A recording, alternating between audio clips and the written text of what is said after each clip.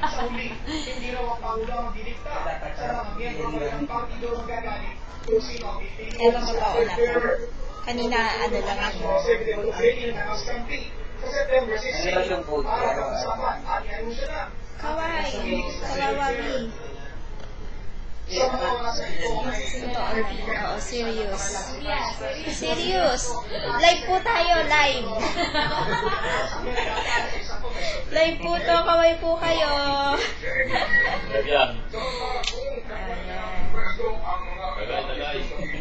Agay.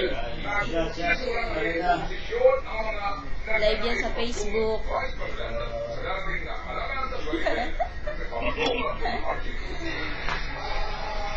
Pero ngayon ang pininig ng pusin ni Running Mate, si Senador ng Castillo, si Senador Paco, nasa tipo ng Lina.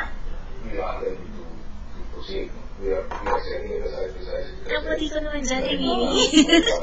Close mo ako. Sorry, maputi ako eh. Alam ka naman ikaw. Oo na.